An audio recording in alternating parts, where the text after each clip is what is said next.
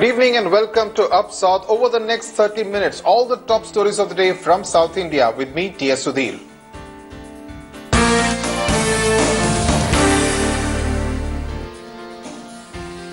Our top story is a shocking hit-and-run case that has come from Kanchipuram. The incident took place on the 8th of June, in which you can see two women walking on the left side of the road on a desolate road late in the night with a baby in hand. What we are told is that the vehicle which hit one of the women, and the women died on the spot. She succumbed to her injuries, and the baby, we are told, is in a critical condition.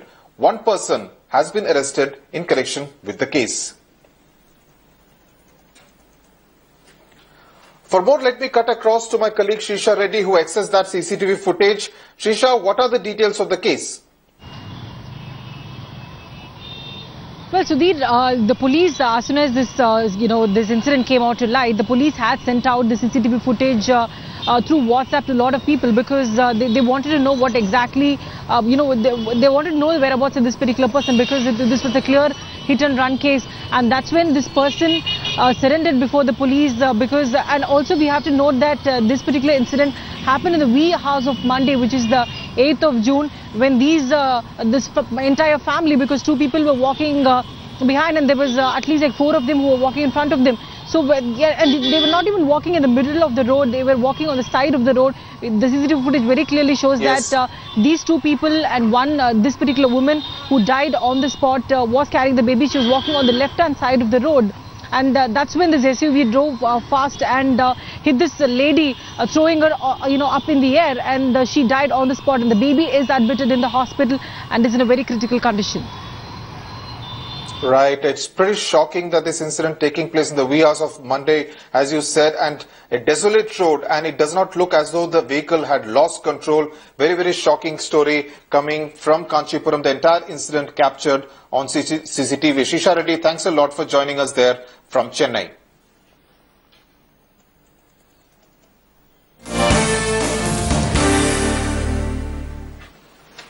Nine employees of the Kozhikode airport have been arrested in connection with the brawl that broke out day before yesterday night, and as a result of which a CISF Jawan was shot dead. Remember, at the Kozhikode airport, there was a scuffle which broke out between a CISF Jawan and an airport staffer who objected to the frisking and the manner of frisking undertaken by that particular Jawan. And after the scuffle and the brawl which broke out, another CISF Jawan was shot dead. Now, CCTV footage has also emerged of the scuffle that broke out.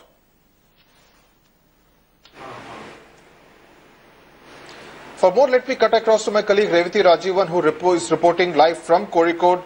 Revati, yesterday we reported on how a couple of CISF personnel had been complained against in the past for the manner of frisking that they were undertaking. Now, they've also indulged in rioting after the death of their colleague, the CISF personnel who were posted at Kozhikode airport. Is any action also being taken against the CISF personnel? No, as of now, none of the CISF Jawans have been arrested. The 9 arrested are only airport authority staff. In this particular incident, the investigation is going on two levels, because one, the airport authority staff by the civil police, and the other, the CISF, which is the paramilitary, which there will be an internal investigation by the CISF, and the police will submit a report. Only then can an arrest take place of the CISF Jawans. Now, the investigating officers are saying that they do have solid proof against all of them who were involved in the scuffle yesterday, and that there were also complaints previously against Chowdhury, whose pistol was used for the accidental firing. Right, Revati Rajivan, thanks a lot for joining us there from Kozhikode.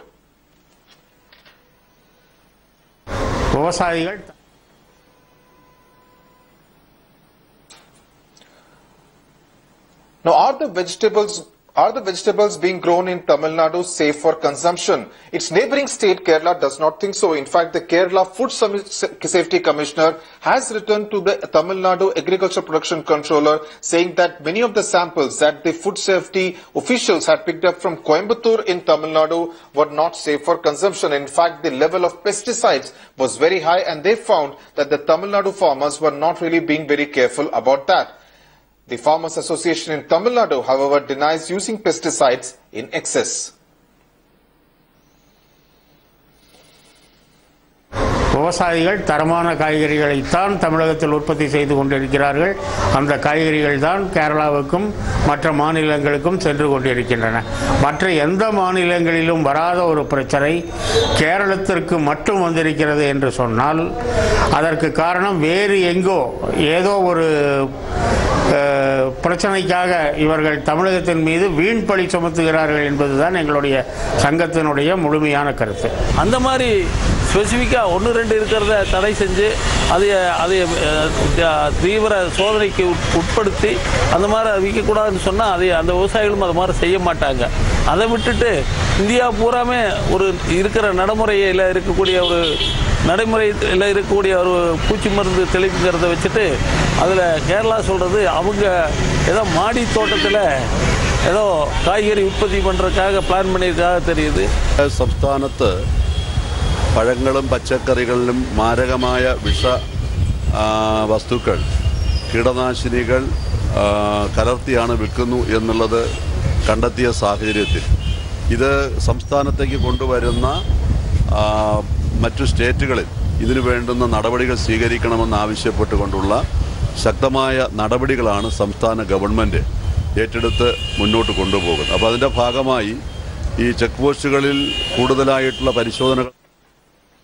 Let's get a sense of how people on the ground in Kerala are reacting to what the Kerala government has said. My colleague Revathi Rajivan sent us this report from the Palayam market in Kozhikode. I'm standing here at the Calicut Palayam vegetable market where tons of vegetables are imported every day from Tamil Nadu and Karnataka. You see here the potatoes, onions, lady's finger, cabbages, all of them are mainly imported from Tamil Nadu. Although vegetable vendors here do not have any specific information on whether pesticides are used or not, but by the look of it, they have their doubts whether harmful pesticides are used, because if you look at them, they are extremely fresh, unbelievably fresh. But once you take them home, the next day it is spoiled. Now they do have people coming in and telling them, the consumers who are coming in telling these vegetable vendors that although the vegetables look extremely fresh, the next day it is getting spoiled. But they have no choice, but they do not import any vegetables from other districts or any other parts of Kerala, but most of them come from Tamil Nadu. So dozens of lorries with vegetables and fruits that come here every day with dangerous pesticides. കാലത്ത് തക്കാളി കിട്ടിയാൽ അവർ പകുതി ചീഞ്ഞുണ്ടായിരുന്നു, മാങ്ങ ഇടുന്നുണ്ടായിരുന്നു. അപ്പോൾ ഒരു വിപണിയിൽ ഒരു സാധനം ഇടുന്നുണ്ടാവില്ല. ഇതിലൊക്കെ മരുന്ന് ഉപയോഗിക്കുന്നുണ്ട്. പച്ചക്കറി കൂടുതൽ വരുന്നത് തമിഴ്നാട്ടിൽ നിന്നാണ്, പിന്നെ കർണാടക ഉള്ളതാണ് കൂടുതൽ കേരളത്തിലേക്ക് വരുന്നത്. പക്ഷെ ഇപ്പോഴത്തെ പച്ചക്കറി മരുന്നടിക്കുന്ന പറഞ്ഞിട്ടാണെങ്കിൽ ഒരു പരിധി വരെ ശരിയായിരിക്കുന്നത് തോന്നുന്നു. കാരണം ആദ്യം ഇത്ര ക്ലിയറുള്ള പച്ചക്കറി വരവില്ല, വരുന്നത് ഭയങ്കര ക്ലിയർ ആയിട്ടാണ്. പക്ഷെ ഇന്ന് ഇത്ര ക്ലിയർ നാളത്തേക്ക് കേടുവരുന്നുണ്ട്. ഇതെന്ന് പറഞ്ഞാൽ വിത്തിട്ട് കഴിഞ്ഞാൽ ഇത് ഏകദേശം മുളച്ച് വന്ന് പൂവിട്ട് കഴിഞ്ഞാൽ എന്തായാലും കീടനാശിനി അടിച്ചേ പറ്റൂ. അടിക്കാതെ ജനങ്ങൾക്കൊന്നും തിന്നാൻ കിട്ടില്ല. ഈ അടിക്കാതെ ജൈവവളം ഇവിടുന്ന് കിട്ടാനുമില്ല. Right, so that was Revathi reporting from a vegetable market in Kozhikode in Kerala. Let's get a sense from what is really happening on the field. I went to a field on the outskirts of Hyderabad and found that the problem is pretty much same in Andhra Pradesh and Telangana as well.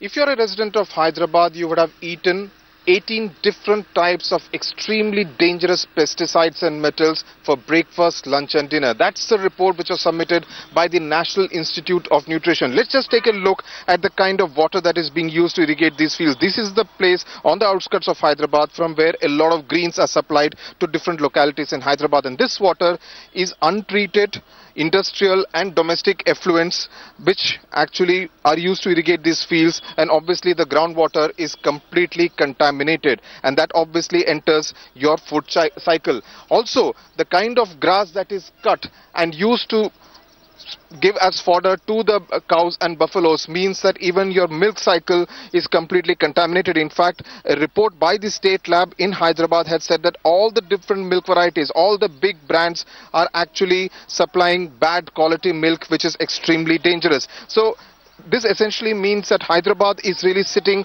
on a ticking food bomb, and obviously that's something which Hyderabadis are completely oblivious to. Not much is really done because this is the way of life. In fact, the drainage, which I cannot really show you from here, is completely foaming. It is full of both industrial and domestic effluents, and obviously untreated, and all that gets into the food cycle of every Hyderabadi and obviously an extremely dangerous situation as far as citizens of this city are concerned. In Hyderabad with camera person Damodar, T.S. Sudhir for India Today.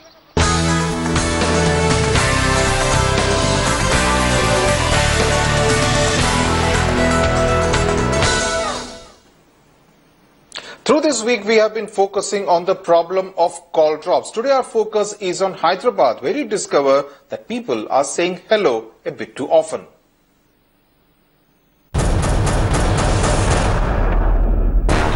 Hello. Hello. Hello. Hello. Hello. Hello. Hello. Hello. Hello. The popular way of greeting by saying hello has now become an expression of exasperation, despair and irritability, thanks to the cell phone operators disconnecting more than connecting people. Clearly, 47,000 cell towers in Telangana and Andhra Pradesh are simply not enough to ensure the 7 crore subscribers in the 2 states do not have to battle with call drops every time. Managing Director of Satnav Technologies Amit Prasad hopes there isn't a power cut in his area if he's on a call, because invariably the call drops because of lack of maintenance at the cell towers. Maybe there is some lack of focus on maintaining the infrastructure that is required, because now what is happening is you are giving low priority to the UPS. So what if something happens, if the battery goes off, it's okay. So that happens multiple times in a year. The sound of an approaching train, and Shweta, who lives in the neighborhood of a railway station, knows her call will drop. Whenever the trains are passing due to the evening hours and all, call interruption is there, more high ratio I can say. But clearly in a city like Hyderabad, the inability to connect without a break is an irritant many face. Regarding business, if you are getting to a multi-party conference call and suddenly due to this call drop, because being a multi-party call, if suddenly you get dropped, then it is very difficult to get back all the people getting patched and then start the discussion. So no call is getting over in one instance. You need to kind of get into multiple calls to kind of conclude your total discussion. So that's a major hassle in nowadays due to this call drop.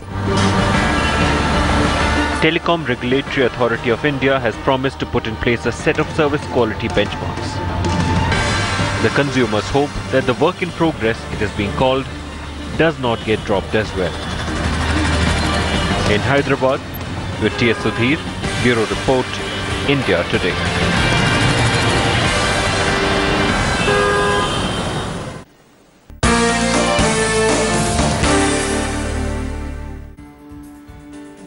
Welcome back. You're with Up South. Now, the monsoon does not necessarily mean a good time for the people of Ulal in coastal Karnataka, because every year they struggle with the problem of sand erosion. Every year, now the government of Karnataka, what it does is to construct a temporary wall, but one heavy rain and the entire wall structure collapses, and that damages the trees and the houses in Ulal area of coastal Karnataka.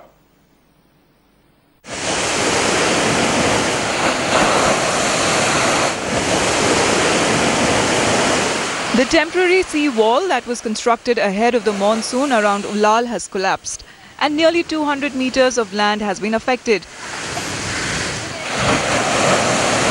With the onset of the monsoon, the rough sea has begun consuming houses and trees. People blame the government as every year a temporary structure is built which collapses. ನಾವು ಇಲ್ಲಿ ಎಷ್ಟೋ ಕಷ್ಟಪಟ್ಟು ದುಡಿದು ಮೇಲೆ ಬಂದವರು ಇಲ್ಲಿಂದ ಜಾಗ ಎಲ್ಲ ಹೋಗ್ತಾ ಇದೆ ನೀರಿಗೆ. ಇದು ಯಾವ ಪ್ರಾಬ್ಲಮ್ ಎಂದರೆ ಸಮುದ್ರ ಅಲ್ಲಿ ಹಳಿಯ ಬಾಗಿಲಿನಲ್ಲಿ ಬ್ರೇಕ್ ವಾಟರ್ ಕಲ್ಲಾಕಿದ್ದಾರೆ. ಆ ಕಲ್ಲಿಂದ ಪ್ರಾಬ್ಲಮ್ ಆಗಿ ಅದರಿಂದ ಲಾಭ ಯಾರಿಗೆ ಆಗ್ತದೆ ಅಂದರೆ ಬೆಂಗ್ರೆಯವರಿಗೆ ಆ ಲಾಭ ಆಗ್ತದೆ, ನಮಗೆ ಲಾಭ ಆಗೋದಿಲ್ಲ, ನಮಗೆ ಲಾಸ್ ಆಗ್ತದೆ. ಇಲ್ಲಿ गांव का पोजीशन है ना, हर चौमास में हर गांव में हर घर में पानी घुसता है. हर टाइम में वो लोग सब मिनिस्टर लोग आता है, देखता है, बोलता है, सबको भरोसा देता है. अभी तक कोई जानकारी नहीं मिलता है, लेकिन सब लोग हमारे को आदमी को सबको भरोसा देता है, घर वालों को. सब इधर रहता है, सब गरीब आदमी रहता है, लेकिन चौमास का टाइम बहुत तकलीफ रहता है. People living on the coast say that they live in constant fear. They say that the temporary structure is of no use. Health Minister, who is also the local MLA, says 250 crore rupees project has been sanctioned to provide a permanent solution. Only thing permanent we know, the people of the department knows that, put big boulders and make a protection. So it doesn't, every sea force is not the same way. In some other place it will work. It will, somewhere severe it is there, the water will throw such big stones also. So whatever is possible by the department they have done to save the people and the house. The locals fear it may be too late before the project is completed and there may be a loss to many homes till then. With Rohini Swami, Bureau Report, India Today.